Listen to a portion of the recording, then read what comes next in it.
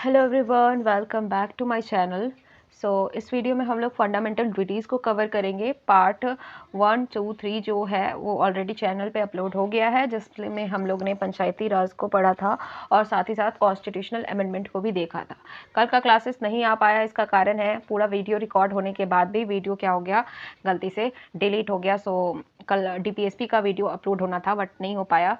तो फिलहाल इस वीडियो में हम लोग फंडामेंटल ड्यूटीज़ पढ़ते हैं। डीपीएसपी का क्लासेस अब फिर से दोबारा रखेंगे किसी वक्त, ठीक है। स्टार्ट करते हैं हम लोग फंडामेंटल ड्यूटीज़ को पढ़ना। सबसे पहले बेसिक आइडिया ले लेंगे फंडामेंटल ड्यूटीज़ क्या है, कहाँ पे मेंशन है हमारे कॉन्स्टिट्यूशन में, एंड देन फिर हम लोग क्या करेंगे, क्वेश्चन बनाना स्टार्ट करेंगे, ठीक है। तो सबसे पहले स्टार्ट करते हैं फंडामेंटल ड्यूटीज़ के बारे में जानेंगे कि फंडामेंटल ड्यूटीज़ हमारे कॉन्स्टिट्यूशन में कहाँ पे एग्जिस्ट करता है। तो फंडामेंटल ड्यूटीज़ जो है ये part 4A of the constitution article 51A में आता है, ठीक है। तो पार्ट 4A कल ही हम मतलब पूरा मेरा वीडियो आ चुका था डीपीएसपी का, बट ठीक है कोई बात नहीं, होता है, फिर से उसको अपलोड कर दिया जाएगा। डीपीएसपी जो है ये part 4 of the constitution deal करता है, जिसमें आर्टिकल 36 से लेके आर्टिकल 51 जो है ये डीपीएसपी को कवर्ड होता है, ठीक है। बट डीपीएसपी जो होता है ना, वो क्या होता है, नॉन जस्टिसिएबल होता है, ठीक है। एक चीज़ आपको ध्यान रखना है कि फंडामेंटल ड्यूटीज़ जो है ये हमारे कॉन्स्टिट्यूशन में ओरिजिनली नहीं था, ठीक है। इसको लेटर बाय द अमेंडमेंट इसको हमारे संविधान में जोड़ा गया है। तो जो फंडामेंटल ड्यूटीज़ है, आपको याद रखना है कि फंडामेंटल ड्यूटीज़ जो है वो भी क्या है, नॉन जस्टिसिएबल है, मतलब आप इसको डायरेक्टली कोर्ट में जाके इन्फोर्स नहीं करा सकते हो, ठीक है। तो फंडामेंटल ड्यूटीज नॉन जस्टिसेबल है, डीपीएसपी क्या है, नॉन जस्टिसेबल है, इसलिए जो फंडामेंटल ड्यूटीज का जो प्लेसमेंट है वो जस्ट आफ्टर डीपीएसपी है। डीपीएसपी आर्टिकल 36 से 51 कवर करता है। आर्टिकल 51A जो है ये फंडामेंटल ड्यूटीज को कवर करता है। DPSP part 4 of the constitution आता है, fundamental duties part 4A of the constitution आता है। तो याद रखना है जो फंडामेंटल ड्यूटीज है हमारा वो कहाँ पे मेंशन है, तो पार्ट 4A एक आर्टिकल में टोटल 11 सब क्लॉजेस हैं, जिसमें पूरा का पूरा फंडामेंटल ड्यूटीज के बारे में जानकारी दिया गया है, ठीक है। ये किस आर्टिकल के अंदर आता है, 51A, ठीक है। तो आप बात करेंगे यहाँ की फंडामेंटल ड्यूटी, ये जो कॉन्सेप्ट है, ये जो आइडिया है, ये हम लोग ने किस कॉन्स्टिट्यूशन से बोरो अप किया है, तो ये हम लोग ने सोवियत यूनियन से बोरो किया है, ठीक है, जिसको आज हम रशिया के नाम से भी जानते हैं। उसी से हम लोग ने फंडामेंटल ड्यूटीज़ को क्या किया है, बोरो किया है।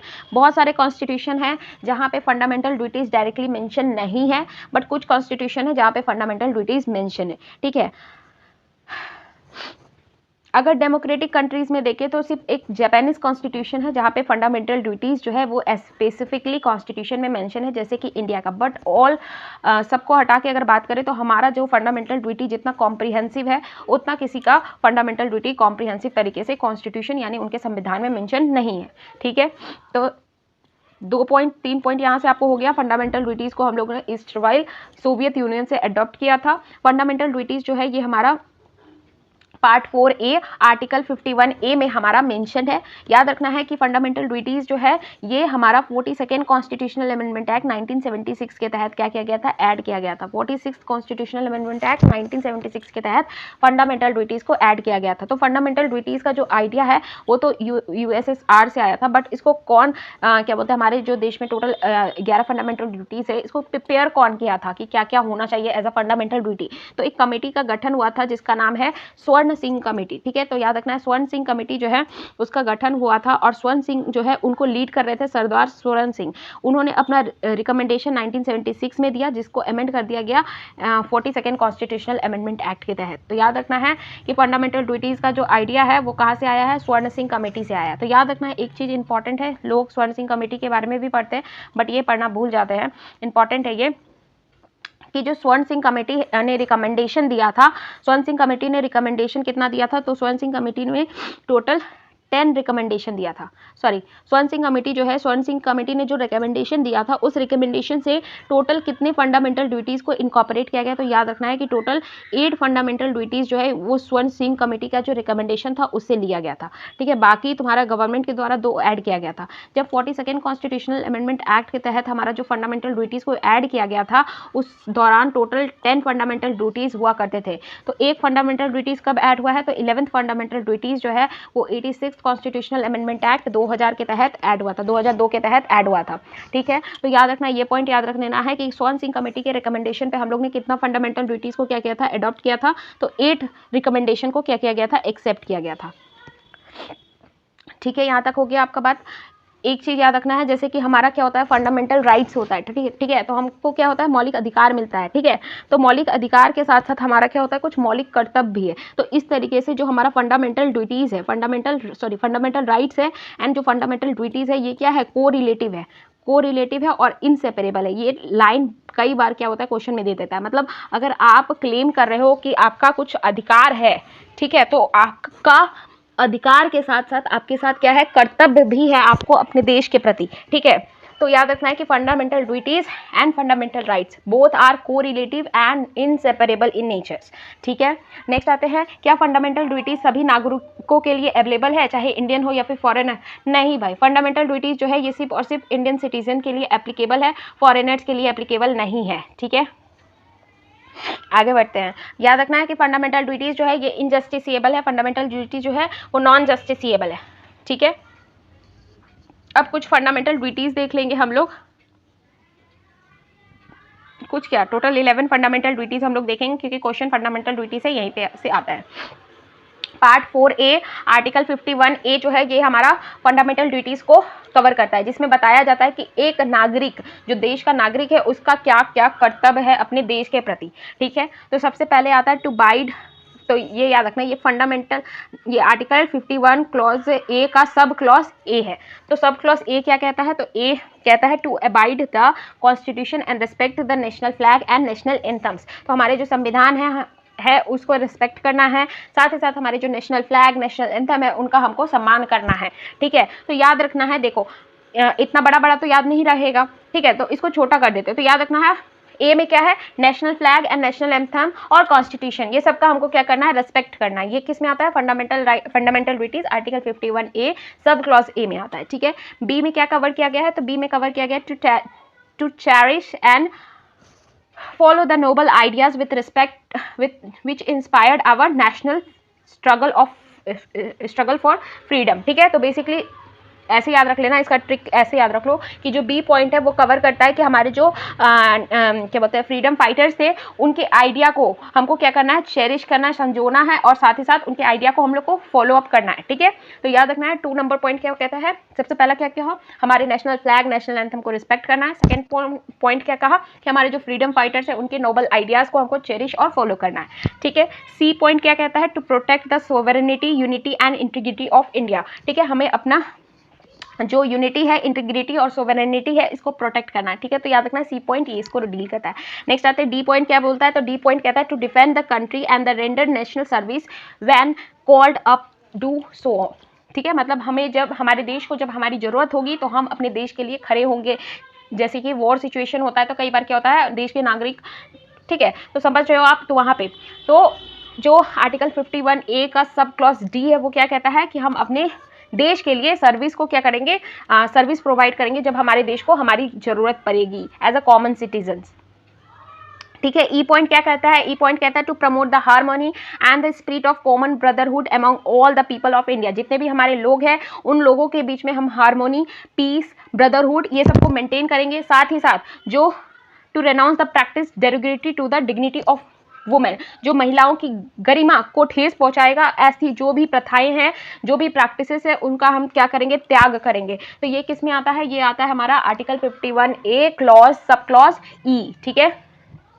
एफ क्या बोलता है, to value and preserve the rich heritage of our composite culture, जो हमारे रिच हेरिटेज हैं, ठीक है, उनका प्रिजर्व करेंगे, उनको वैल्यू करेंगे, ठीक है। जी पॉइंट क्या कहता है, to protect and improve the natural environment, हमारा जो नेचुरल इन्वायरमेंट है उनको हम प्रोटेक्ट करेंगे और साथ ही साथ उनको इम्प्रूव करने में सहयोगदान करेंगे, ठीक है। To develop the scientific temper and the spirit of inquiry, ठीक है, तो हमारे जो साइंटिफिक टेम्पर्स है उनको हम लोग डेवलप करेंगे, विकास करेंगे, एंड स्पिरिट ऑफ इंक्वायरी जो है उसको भी हम लोग क्या करेंगे, डेवलप करेंगे।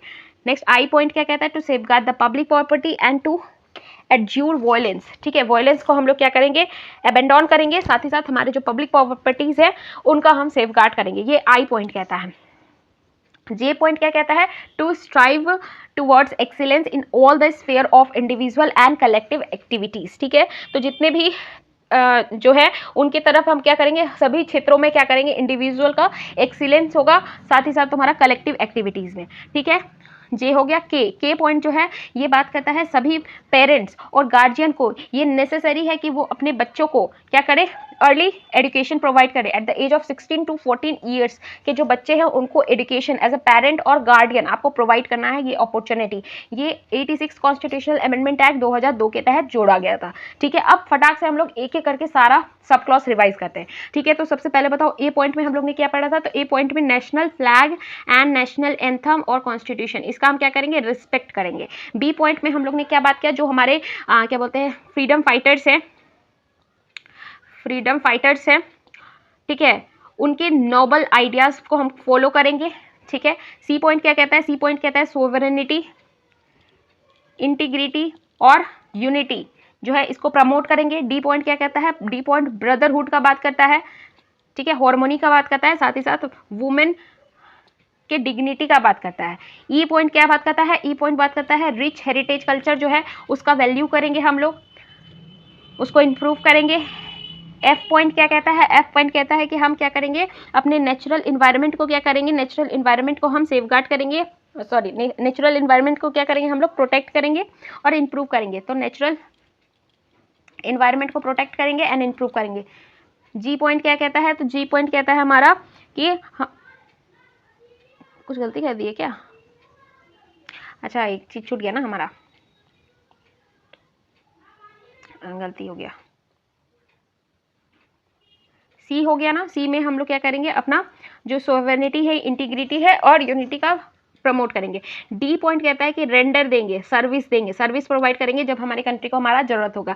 ई पॉइंट में कहता है ब्रदरहुड, ई पॉइंट में ब्रदरहुड और वुमेन डेरोगेटरी जो प्रैक्टिसेस होता है उसको रेनाउंस करेंगे। ठीक है, नेक्स्ट आते हैं। एफ पॉइंट क्या कहता है, F point rich heritage culture का बात करता है। जी पॉइंट हमारा इंप्रूव करता है किसको, नेचुरल इन्वायरमेंट को, जी हो गया।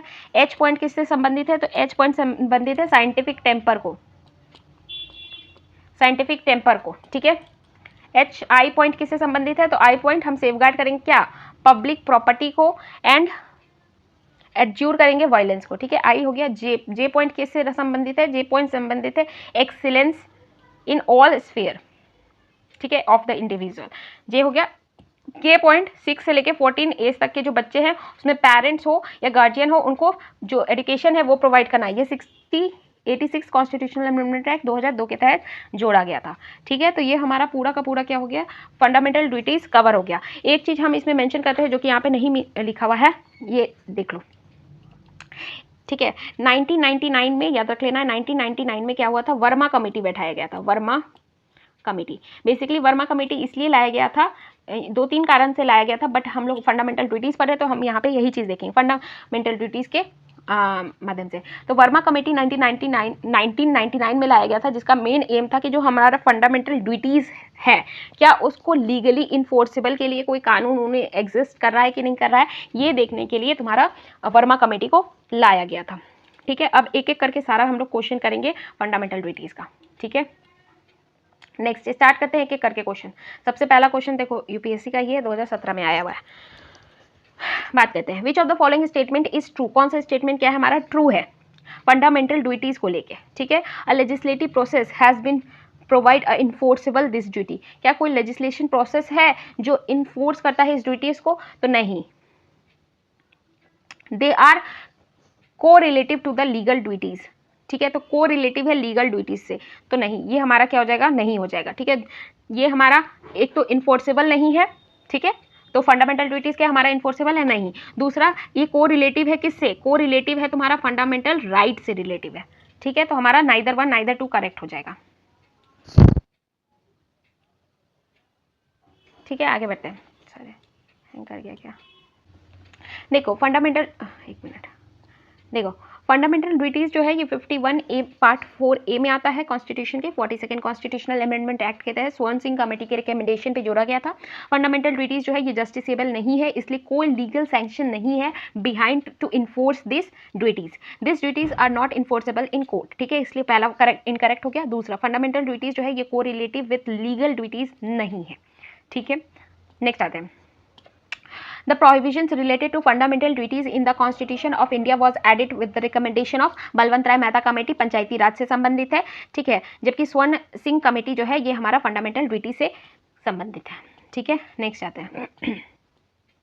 नेक्स्ट क्या है क्वेश्चन, कमिटीज और commissions recommended the inclusion of fundamental duties in the constitution. तो स्वर्ण सिंह कमेटी के रिकमेंडेशन पे लाया गया था। ठीक है, नेक्स्ट आते हैं, ये देखो 2021 का क्वेश्चन है। Fundamental duties are incorporated in the constitution by the recommendation of Swaran Singh committee. तो बार बार एक ही चीज रिपीट कर रहा है कि कहाँ से लाया गया था। नेक्स्ट आते हैं, which amendment act fundamental duties of the Indian fundamental duties of citizens in the Indian Constitution। तो 42nd Constitutional Amendment Act 1976 के तहत जोड़ा गया था। नेक्स्ट आते हैं, fundamental duties to uphold and protect the sovereignty unity and integrity किस में मेंशन है? तो ये हमारा तीसरा में मेंशन है, थर्ड में मेंशन है। पहला किससे है संबंधित? नेशनल फ्लैग, नेशनल एंथम और कॉन्स्टिट्यूशन का रिस्पेक्ट करना है। दूसरा किससे संबंधित है? तो दूसरा संबंधित है हमारा जो फ्रीडम फाइटर्स है उनके जो नोबल आइडियाज़ हैं, ठीक है, उन पे चलना है। थर्ड पॉइंट क्या कहता है? थर्ड पॉइंट बताता है कि हमें यूनिटी, इंटीग्रिटी और सोवरेनिटी पे क्या करना है? होल्ड करना है। ठीक है, थर्ड पॉइंट हो गया। फोर्थ पॉइंट किससे संबंधित है? कि रेंडर करेंगे, हम क्या करेंगे? सर्विस प्रोवाइड करेंगे अपने देश को जब हमारे देश को जरूरत होगा। तो हमारा आंसर क्या हो जाएगा? डी हो जाएगा। ठीक है, ऐसे रिपीट करते जाओ ताकि आप लोग को एक एक जो सब क्लॉजेस है वो अच्छे से याद हो जाए। नेक्स्ट है, fundamental duties mention in the constitution. कब मेंशन किया गया था फंडामेंटल ड्यूटीज? तो 42nd कॉन्स्टिट्यूशनल अमेंडमेंट एक्ट 1976 के तहत जोड़ा गया था। ठीक है, नेक्स्ट आते हैं, which articles of the Indian constitution provisions for fundamental duties made second constitutional. ठीक है, तो 42nd कॉन्स्टिट्यूशनल के तहत फंडामेंटल ड्यूटीज किस आर्टिकल में जोड़ा गया है? तो 51 क्लॉज ए में जोड़ा गया है। ठीक है, तो हमको सिर्फ ये कवर नहीं करना है, हमको ये भी कवर कर लेना है। आर्टिकल 50 जो है ये किससे संबंधित है? आर्टिकल 50 संबंधित है, कल हम डीपीएस भी कराए थे, बार बार रिपीट हो रहा है बिकॉज मेरा इतना मेहनत तो डिलीट हो गया, सो कोई नहीं। आर्टिकल 50 जो है ये किससे संबंधित है? आर्टिकल 50 जो है ये बात करता है जो हमारा एग्जीक्यूटिव होते हैं उनसे जुडिशरी को सेपरेट करने का बात करता है आर्टिकल 50। आर्टिकल 50 जो है एग्जीक्यूटिव पावर बताता है यूनियन का। आर्टिकल 53 प्रेसिडेंट ऑफ इंडिया, ठीक है, sorry, article 52 president of India और article 53 executive power of union के बारे में बताता है। ठीक है, जब प्रेसिडेंट पढ़ाएंगे तो ये सब आर्टिकल को वहाँ पे कवर करेंगे। नेक्स्ट आते हैं, आगे बढ़ते हैं। Next, fundamental duties incorporated in constitution, इसलिए हम बार बार 42nd कॉन्स्टिट्यूशनल अमेंडमेंट के साथ ईयर मेंशन कर रहे थे क्योंकि कई बार आप लोग ईयर में भी कंफ्यूज हो जाते हो। तो 1976 में 42nd कॉन्स्टिट्यूशनल आया था। ठीक है, अमेंडमेंट आया था। ठीक है, नेक्स्ट आगे बढ़ते हैं। एक और क्वेश्चन है था, in which year fundamental duties of Indian citizen for added. तो कब ऐड हुआ था? 1976 में ऐड हुआ था। अच्छा बताइए, तो 11th जो फंडामेंटल ड्यूटीज है वो किस कॉन्स्टिट्यूशन के तहत और कब ऐड हुआ था? ठीक है, ईयर भी लिखना है आप लोग को। नेक्स्ट आगे बढ़ते हैं, fundamental duties are mention in the constitution which part? Part 4A, 4 नहीं मार देना, पार्ट 4A में। पार्ट 3 क्या कवर करता है? पार्ट 3 कवर करता है हमारा फंडामेंटल राइट्स। पार्ट 4 क्या कवर करता है? हमारा DPSP। ठीक है, पार्ट 6 क्या कवर करता है हमारा? तो पार्ट 6 जो होता है स्टेट गवर्नमेंट कवर करता है। ठीक है, नेक्स्ट आगे बढ़ते हैं, the fundamental duties are provided in the constitution. ठीक है, किस पार्ट में? तो पार्ट 4A में है। ठीक है, पार्ट 4A में। पार्ट 2 क्या कवर करता है? पार्ट 2 जो होता है ये हमारा सिटीजनशिप कवर करता है। पार्ट 3 क्या करता है? फंडामेंटल राइट्स करता है। पार्ट 4 DPSP करता है। नेक्स्ट आते हैं, स्वर्ण सिंह कमेटी जो है, कौन कौन से स्वर्ण सिंह कमेटी में सदस्य रह चुके हैं? ठीक है, कौन कौन से मेंबर थे स्वर्ण सिंह कमेटी में? तो देख लेते हैं इसका थोड़ा सा डिटेल में, इसके बारे में हमको कोई जानकारी नहीं है तो इसका हम डायरेक्ट ऑप्शन पे ही जाते हैं। ठीक है, टोटल एक व्यू मार लेना, ठीक है, एक नज़र मार लेना बस। ठीक है, तो टोटल स्वर्ण सिंह कमेटी जो थे उसमें 12 सदस्य थे। स्वर्ण सिंह कमेटी में टोटल 12 मेंबर थे, इतना याद रख लेना एटलीस्ट। स्वर्ण सिंह कमेटी में टोटल 12 मेंबर थे जिसको लीड कर रहे थे, चेयर कर रहे थे स्वर्ण सिंह के द्वारा। ठीक है, AR अंटुलिया थे, SS राय थे, रजनी पटेल थे, HR गोखले थे, VS सैयद मोहम्मद थे, VN गाडगिल थे, CM स्टेफन थे, DP सिंह थे, दिनेश गोस्वामी थे। अच्छा, हम लोग किस में आया था? दिनेश गोस्वामी करके आया था ना हम लोग जब पंचायती पढ़ रहे थे, वहाँ पे हम एक दिनेश गोस्वामी करके कमेटी का गठन किया गया था जो कि पूछा था पंचायती राज में। आई थिंक आप लोग को याद होगा अगर क्लास देखे होंगे तो। ठीक है, नेक्स्ट आते हैं, विश्वनाथ साथी थे एंड BN बनर्जी थे। ठीक है, तो एक नज़र मार लीजिएगा, टोटल 12 मेंबर थे जिसमें से अपना इसके अकॉर्डिंग देते हैं तो AR अतुल्य थे, ठीक है, SS राय थे, CM स्टेफन थे, ठीक है, और क्या थे, दिनेश गोस्वामी थे, इनका नाम याद रख लेना, दिनेश गोस्वामी थे, वी एन गाडगिल थे, ठीक है, सैयद मोहम्मद थे, HR गोखले थे, रंजनी पटेल थे, और हमारा कौन थे, BN बनर्जी से, और विशांत साथी थे, ठीक है। तो ये थे। Hardayal Joshi was the 11th, 16th और 18th chief minister of Rajasthan. तो ये जो ऑप्शन है ना, ये हरदेव जोशी, ये तुम्हारा चीफ मिनिस्टर थे राजस्थान के, ठीक है। नेक्स्ट आगे बढ़ते हैं। Next, by constitutional amendment 10 fundamental duties were added. 10 fundamental बताए थे, 10 फंडामेंटल ड्यूटीज सोने सिंह कमेटी जो रिकमेंड किया था उससे तो 8 लिया गया था, बट 2 इंक्लूड करके 42nd कॉन्स्टिट्यूशनल में जोड़ दिया गया था। Fundamental duties of Indian citizens are enumerated in part 4A of the constitution. Next आते हैं, article of Indian constitution enumerated fundamental duties of the Indian citizens, part article पूछ रहा, आर्टिकल 51A, ठीक है। Next, 10 commandment which were added 42nd constitutional, मतलब अलग अलग नाम से आपको वही चीज पूछा जा रहा है, तो फंडामेंटल ड्यूटीज, ये BPSC का क्वेश्चन है। नेक्स्ट आते हैं, Which of the following amendment act is related to fundamental duties? तो 42nd कॉन्स्टिट्यूशनल अमेंडमेंट एक्ट संबंधित है फंडामेंटल ड्यूटीज से। नेक्स्ट आते हैं, fundamental duties are incorporated in the constitution 42nd constitutional amendment act, ठीक है। 42nd constitutional amendment act 1976 incorporated in the constitutions to form a new chapter. क्या chapter add किया है? फंडामेंटल ड्यूटीज, ठीक है। आगे कंटिन्यू करते हैं।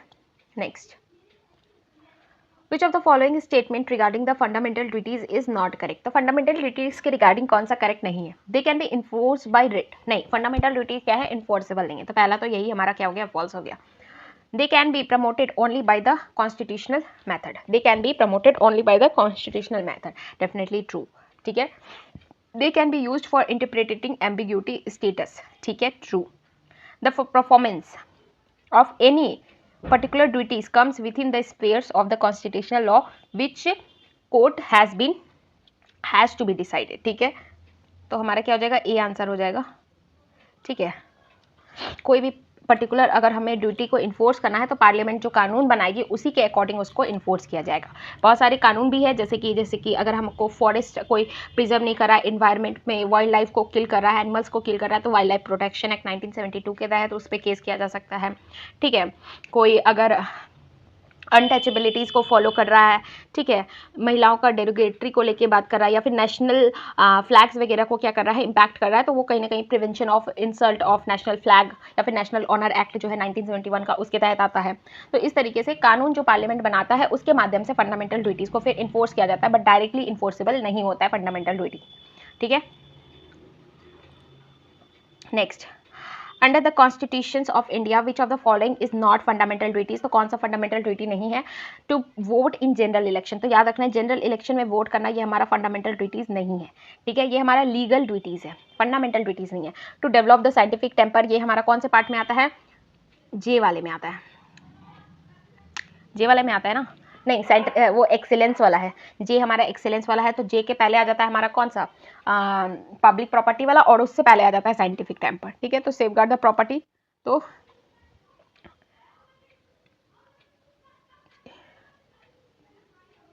आई आता है, ये एच आता है, ये ना। To beat the constitution and respect the idea, तो ये तो मिक्सअप कर दिया है दोनों को, ठीक है। नेक्स्ट आगे बढ़ते हैं, कुछ बताना था ना, हाँ, देखो जनरल इलेक्शन जो है ये हमारा फंडामेंटल ड्यूटीज में नहीं कवर्ड होता है, ठीक है ना। नेक्स्ट आते हैं, आर्टिकल 51A जो है वो डील करता है फंडामेंटल ड्यूटीज को, बट करेंटली कितना फंडामेंटल ड्यूटीज हमारे कॉन्स्टिट्यूशन में है?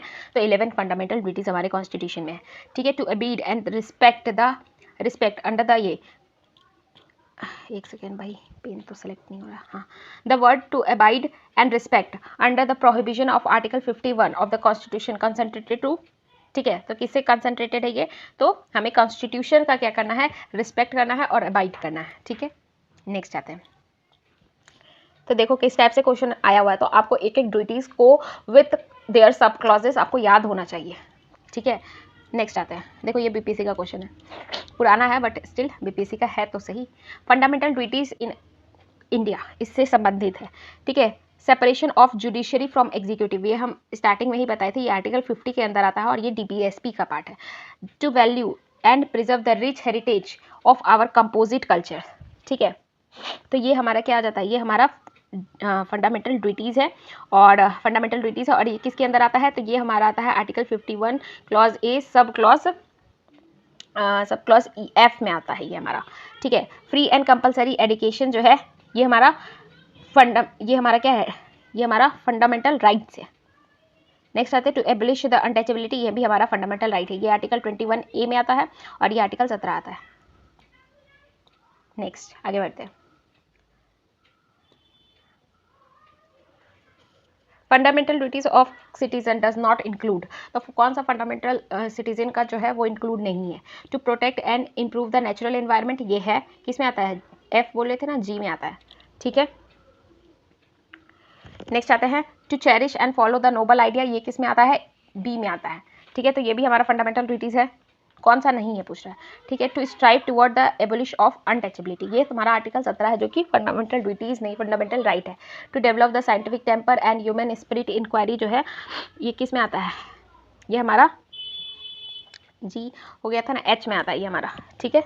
तो ये हमारा हो गया सी आंसर हो जाएगा हमारा, क्योंकि ये क्या है, फंडामेंटल राइट्स है।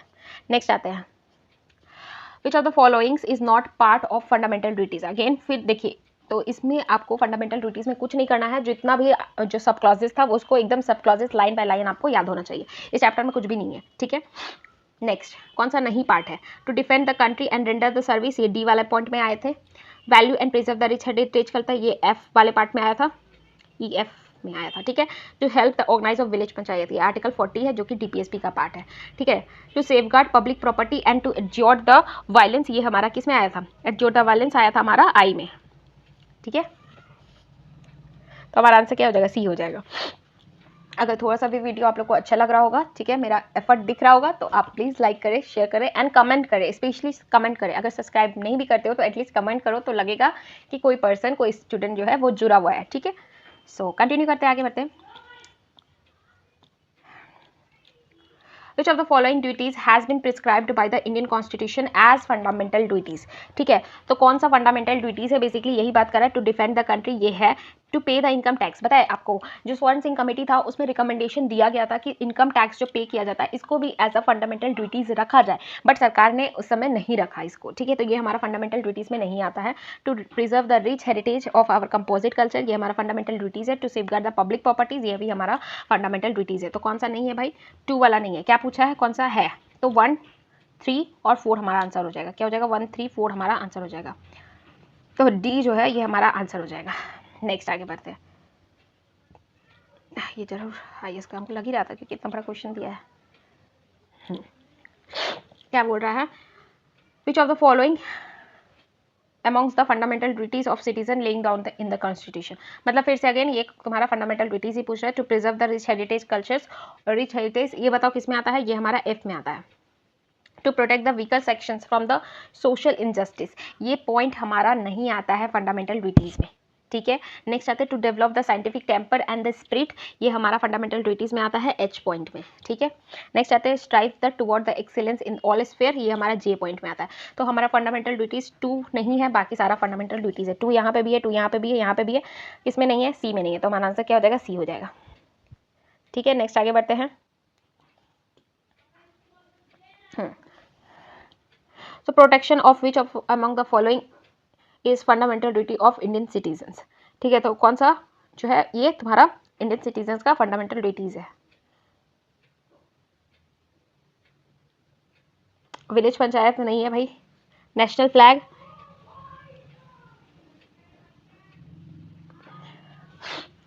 इसमें क्या क्वेश्चन क्लियरिटी नहीं करता है, ठीक है। Protection of which of the following is a fundamental duties, किस चीज़ का प्रोटेक्शन जो है फंडामेंटल ड्यूटीज है। तो नेशनल फ्लैग को भी हमको क्या करना है, नेशनल फ्लैग का हमको रिस्पेक्ट करना है, प्रोटेक्ट नहीं करना है। नेशनल फ्लैग को हमको रिस्पेक्ट करना है।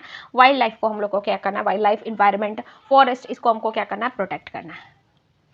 नेक्स्ट आता है it shall be duty of every citizen of India to protect and improve the natural environment, comes under which article. ठीक है, तो याद रखना है कि नेचुरल इन्वायरमेंट को क्या करना है, ये सभी क्या बोलते हैं नागरिक का ये ड्यूटी है कि वो उसको क्या करे, प्रोटेक्ट करे। द एबव कौन से आर्टिकल में आता है, ठीक है। तो आर्टिकल 48A बताइए क्या है। आर्टिकल 48A जो डीपीएसपी का पार्ट है, ये भी बात करता है, क्या बोलते हैं, ये भी बात करता है तुम्हारा किसको, इन्वायरमेंट को, नेचुरल इन्वायरमेंट को क्या करना, प्रोटेक्ट करना, प्रिजर्व करना, ये भी बात करता है। आप देखते हैं ऑप्शन में क्या है, ठीक है। ऑप्शन में बेसिकली डीपीएसपी का बात हो रहा है तो आर्टिकल 51A में आ जाएगा। बट आर्टिकल 40, अच्छा वो ड्यूटी नहीं है, ठीक है, याद रखना है कि जो 48A जो है वो हमारा ड्यूटी नहीं है। वो 48A में जो नेचुरल इन्वायरमेंट को प्रोटेक्ट करना है, ये सरकार का है कि सरकार कोई ऐसा कानून नियम लाए ताकि हमारा नेचुरल इन्वायरमेंट प्रोटेक्ट हो, वो आर्टिकल 48A का बात है। बट जो आर्टिकल 51A में जो क्या बोलते हैं बात दिया हुआ है नेचुरल इन्वायरमेंट को प्रोटेक्ट करना, वो हमारा ड्यूटी है, एज ए सिटीजन का ड्यूटी है, इसलिए हमारा आंसर क्या हुआ, सी हुआ, ठीक है। नेक्स्ट आते हैं, which of the following is incorrect, कौन सा इनकरेक्ट है, ठीक है। Fundamental duties are the part of fundamental rights, fundamental duties are a part of fundamental right, नहीं भाई, फंडामेंटल ड्यूटीज अपना खुद का अलग है, अलग पार्ट में आता है, वो फंडामेंटल राइट का पार्ट नहीं है। Fundamental duties are not a fundamental right, fundamental duties are not a part of fundamental right, तो ये तो सही है भाई। Fundamental duties are enumerated in part 4A of the constitution, true. Article 51A जो है वो एक्सप्लेन करता है हर व्यक्ति के ड्यूटीज को, तो ये भी ट्रू है, तो हमारा आंसर क्या हो जाएगा, 1 हो जाएगा, ठीक है। नेक्स्ट आते हैं, which of the following is not fundamental duties, तो इनमें से कौन सा फंडामेंटल ड्यूटीज नहीं है, तो रिस्पेक्ट द नेशनल एंथम, ये हमारा फंडामेंटल ड्यूटीज है। To safeguard the public property, ये भी हमारा फंडामेंटल ड्यूटीज है। To protect the monument and place of public importance जो है, ये हमारा फंडामेंटल ड्यूटीज नहीं है, ये आर्टिकल 49 के अंदर आता है जो कि डीपीएसपी है। To protect and improve the natural environment, ये हमारा फंडामेंटल ड्यूटीज है, ठीक है। Next, which one of the following is not fundamental duties, again same question है, देखो यहाँ पे फिर से वही मतलब सेम क्वेश्चन डाल दिया है, ठीक है। To protect monument and place of national importance जो है, ये हमारा फंडामेंटल ड्यूटीज नहीं है, ये डीपीएसपी है, चल क्यों नहीं रहा, ये डीपीएसपी है और ये आर्टिकल 49 के अंदर आता है, ठीक है। नेक्स्ट देखो यहाँ लिखा हुआ है ना, डीपीएसपी है और आर्टिकल 49 में कवर किया गया है। नेक्स्ट आगे बढ़ते हैं, विच one of the following is not provided part 4 of the constitution, कौन सा पार्ट 4 में नहीं मेंशन है, तो देखो एकदम एग्जैक्ट इससे क्या क्वेश्चन आ सकता है, यही पॉसिबिलिटी है कि इससे पूरा पूरा आपका सब क्लॉसेस का ऑप्शन दे सकता है, ठीक है। तो आपको सारा सब क्लॉसेस याद होना चाहिए। नेशनल फ्लैग का रिस्पेक्ट करना, ये हमारा ड्यूटी है, ए में आता है। To promote the spirit of brotherhood among all the peoples, तो ये हमारा है, ये हमारा किस में आता है, डी नहीं, ई में आता है, ठीक है। To respect our parent and teacher, भाई रिस्पेक्ट करना है पेरेंट का, टीचर का, बट ये हमारा फंडामेंटल ड्यूटीज नहीं है, ठीक है। To preserve the rich heritage composite culture, ये हमारा एफ पॉइंट में आता है, ये भी हमारा फंडामेंटल ड्यूटीज है। Under the constitution of India which of the following is not fundamental duties, again repeated एक ही क्वेश्चन आ रहा है। To vote in public election, तो to vote in public election जो है ये हमारा फंडामेंटल ड्यूटीज नहीं है, ठीक है। एक चीज़ याद रख लेना है, एकदम जो टैक्स का हम बात किए थे ना कि टैक्स पे करना जो है ये भी फंडामेंटल ड्यूटीज होना चाहिए, ये बात जो है ये तुम्हारा क्या बोलते हैं स्वर्ण सिंह कमेटी में रिकमेंड किया गया था। साथ ही साथ ये भी बोला गया था स्वर्ण सिंह कमेटी में कि स्वर्ण सिंह कमेटी का रिकमेंडेशन एक ये भी था कि फंडामेंटल ड्यूटीज को जस्टिसिएबल बनाए, ठीक है, बट ये सब एक्सेप्ट नहीं किया गया था, ठीक है। तो याद रखना है to vote in public election ये तुम्हारा फंडामेंटल ड्यूटीज नहीं है और इसमें कोई ऐसा तो है नहीं, तो बाकी ये हमारा होगा, ये साइंटिफिक टेम्पर है ही, पब्लिक प्रॉपर्टी का सेफगार्ड करना ये भी है और respect the constitution and the respect it's ideas, तो ये भी है, ठीक है। नेक्स्ट आता है मैच द फॉलोइंग करना है भाई, पार्ट मिलाना है, तो पार्ट 2 जो है ये सिटीजनशिप को है तो ये करेक्टली मैच है। पार्ट 3 जो है ये फंडामेंटल राइट है। पार्ट 4 जो है ये हमारा डीपीएसपी है। पार्ट 5 जो है ये हमारा फंडामेंटल ड्यूटीज नहीं है भाई, पार्ट 4A में आता है। पार्ट 5 जो होता है यूनियन को डील करता है, ठीक है, यूनियन एग्जीक्यूटिव, ठीक है, यूनियन एग्जीक्यूटिव को पार्ट 4 डील कर, पार्ट 5 डील करता है और पार्ट 6 जो होता है वो स्टेट को डील करता है। नेक्स्ट आते हैं to uphold and protect the sovereignty unity and integrity of, जो है ये बात कहाँ कहाँ मेंशन है, तो ये हमारा फंडामेंटल ड्यूटीज में भी मेंशन है, साथ ही साथ ये हमारे प्रीएम्बल ऑफ द कॉन्स्टिट्यूशन में भी मेंशन है। To uphold and protect the sovereignty unity and integrity is provision made in the, तो ये तो थोड़ा सा कॉन्फ्लिक्टेड दे दिया ना, ये हमारा फंडामेंटल ड्यूटीज है। To protect and to uphold and protect the sovereignty, unity and integrity provisions made in fundamental duties। ये जरा सा आप लोग हमको थोड़ा सा क्लियर कर दीजिएगा क्यों है ऐसे भाई, प्रीएम्बल में भी तो आता है ना, टू अपहोल्ड प्रोटेक्ट एंड, अच्छा उसमें सेक्शनली आता है, ठीक है, इसलिए शायद। नेक्स्ट आते हैं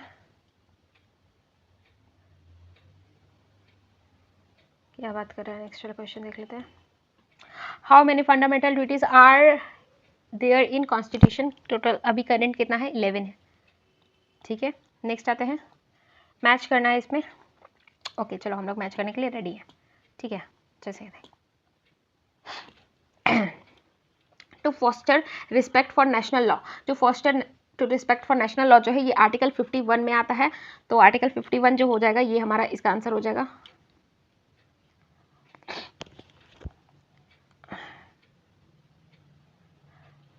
to have compassions for living creatures, ठीक है, to have compassions for living creature, to develop spirit of inquiry and reforms. तो ये हम लोग बात किया ना, अभी बात की ये 51 क्या बोलते हैं, ये 51 किसमें आता है भाई, अच्छा देख लेते हैं इसको। To separate judiciary from executive, ये तो पता है आपको कि ये 50 में आता है। तो 3 का हमारा क्या हो जाएगा, 50 हो जाएगा। एंड जी एच क्या है ये, to develop the spirit of inquiry and reform जो होता है ये बेसिकली ना ये वाला ना साइंटिफिक टेम्पर वाला ही पॉइंट है। ठीक है, ये साइंटिफिक टेम्पर वाला ही पॉइंट है। और साइंटिफिक टेम्पर वाला पॉइंट किसके बाद आता है, एनवायरनमेंट का प्रोटेक्शन के बाद। ई वो था, एफ जी आता है। तो ये पॉइंट क्या हो जाएगा हमारा, जी हो जाएगा। तो सी का हमारा 51 ए जी होगा। ठीक है, और क्या बोलते हैं, to have compensation of living creature, यानी फॉरेस्ट, वाइल्ड लाइफ और इन्वायरमेंट का बात कर रहा है। तो ये हमारा क्या हो जाएगा, ये हमारा, इसमें थोड़ा डाउट हो गया भाई, डाउट नहीं है, यही होना चाहिए क्योंकि जो हमारा इंटरनेशनल लॉ जो है ना ये 51 में आता है, ये 51 ए में नहीं आता है। तो चेक, चलो हम लोग मैच करना है ना तो हम लोग मिला लेते हैं।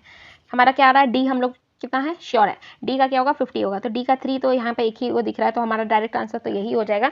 बट देख लेते हैं ए का क्या है, हमारा 2 है। तो ए का 2 जैसे बोले थे, तो हमारा जो लिविंग क्रिएचर है क्या है, बी का डी दिया है। ठीक है, तो बी का डी हम लोग माने थे भाई, क्लियर करो एकदम, गौच पहुँच हो गया एकदम। To have compensation for living creature जो है ये 51 जी में आता है हमारा। अच्छा जी है, सॉरी जी जो है, सही तो बोले, जी जो है ये संबंधित है इन्वायरमेंट से रिलेटेड, और क्या बोलते हैं स्पिरिट वाला जो है ये हमारा संबंधित है एच से रिलेटेड। तो थोड़ा इशू हो गया, यही देखिए, एक एक पॉइंट तो आपको याद होना ही चाहिए, साथ ही आपको वो सब क्लॉजेस का पॉइंट भी याद होना चाहिए कि ए में ये आया है, बी में ये आया है, सी में ये आया है। तो ये पॉइंट भी आपको साथ साथ याद होना चाहिए, तभी आप अटेंड कर पाओगे। ठीक है, नेक्स्ट आगे बढ़ते हैं। सो यहीं तक था हमारा। नेक्स्ट चैप्टर तो हमारा प्रेसिडेंट है। तो इस चैप्टर में टोटल कितना क्वेश्चन कवर किया, 40 क्वेश्चन कवर किया गया, और 40 क्वेश्चन कवर के साथ हमारा जो फंडामेंटल ड्यूटीज़ वाला कॉन्सेप्ट था वो कवर हो चुका है। अगर थोड़ा सा भी समझ में आया होगा आपको क्लासेस तो लाइक करें, शेयर करें एंड कमेंट करें। ठीक है, और ठीक है, नेक्स्ट वीडियो में हम लोग प्रेसिडेंट चैप्टर ही उठाएंगे। बाकी हमारा जो फंडामेंटल राइट्स और डीपीएसपी वाला पार्ट है उसको हम लोग लेटर उठाएंगे, क्योंकि जो क्वेश्चन आता है अभी स्टेट पीसीएस में, अगर बिहार स्पेशल देखें तो उसमें ज़्यादातर क्वेश्चन प्रेसिडेंट से रहता है। तो हम लोग प्रेसिडेंट को उठाएंगे एंड देन फिर गवर्नर, इस तरीके से हम लोग रिलेट करते हुए एक एक टॉपिक को कवर करेंगे। ठीक है, सो इस वीडियो को इतना ही रहने देते हैं। Hope you like my videos, thanks for watching, see you in the next lecture, bye bye everyone.